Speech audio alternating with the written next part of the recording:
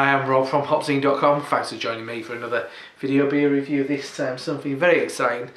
It's a bottle of Harviestoun's Ola Dubh 1991. Obviously part of their Ola Dubh range, a collaboration with Highland Park Distillery. This one, it's the first of a brand new range. What they're doing, they're selecting specific barrels from specific years. And this is the first one, it's in 1991. I don't know the significance of why they picked this.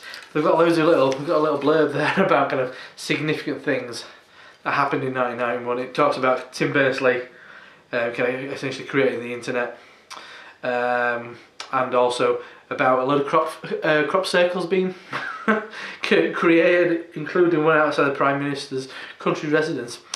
Anyway, very limited, only 20,000 bottles of this were made. I'm sure a big chunk of them have gone overseas as well, so huge thanks to you and over at Harviestoun for sending me a bottle of this. I am a big fan of Ola Dubh.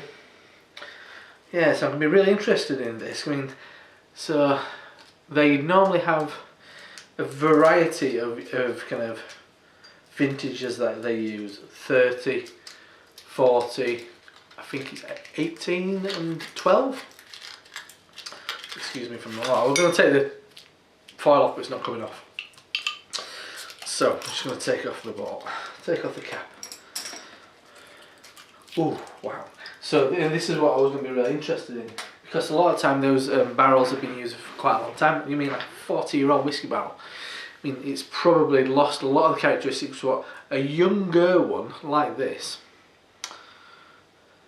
may still be kind of containing. The regular Ola Dubh comes in at 8%. This is 10.5, as it says, cask strength. I don't know, I presume that's referring to the actual whiskey casks, and potentially it's relatively wet, I guess, because it's not that old. Prove me wrong if I'm talking bullshit. I don't know that much about whiskey, but I do know I enjoy this beer. So, beer in the glass. Pretty much black, but I'm getting a kind of like a coloured tint to the edge, quite like a dark red to the edge.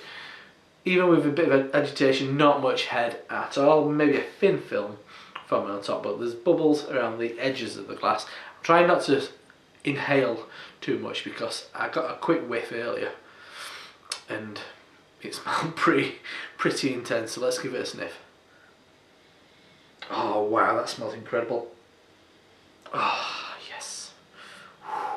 A lot of whiskey in that. It's not bringing too much of the alcohol kind of like vapours. It's not kind of ripping away at your senses, but it's offering a lot of kind of sweetness, like you'd often get from bourbon actually.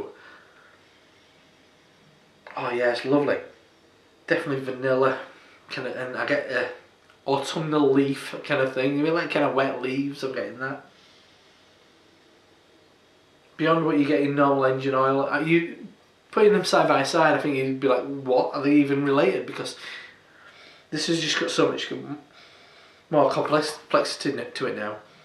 I'm getting a bit more alcohol now. Wood bark, quite peaty, but with a nice kind of sugary sweetness to it. Oh, that's lovely. Very earthy, fresh leather.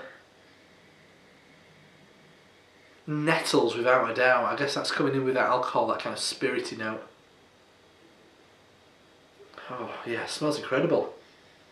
I'm not a massive whiskey fan, but this smells lovely. I mean, this beer, well, Ola Dubh, once upon a time did kind of like encourage me to maybe try a bit of whiskey.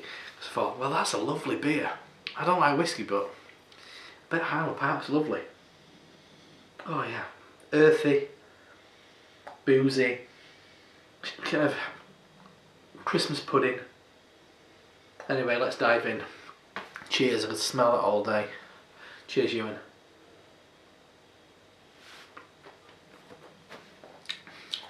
Oh, that's lovely.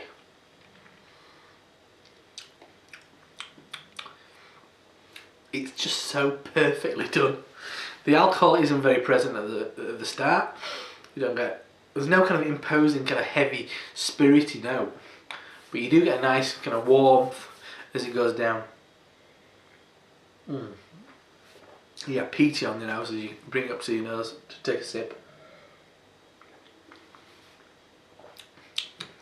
Ooh, yeah, coffee, really intense chocolate.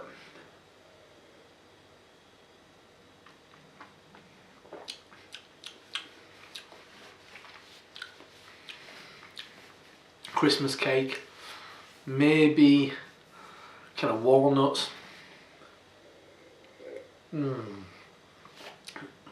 More it opens up, more whiskey, smoky, kind of peaty notes coming through it.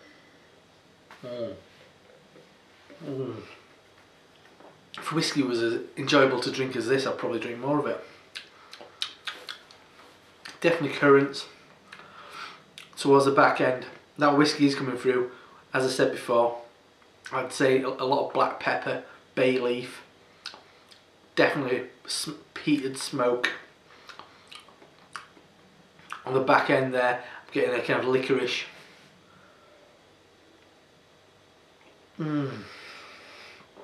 Don't spot the ABV at all, but you are reminded that it is a beer that has been created in whiskey barrels.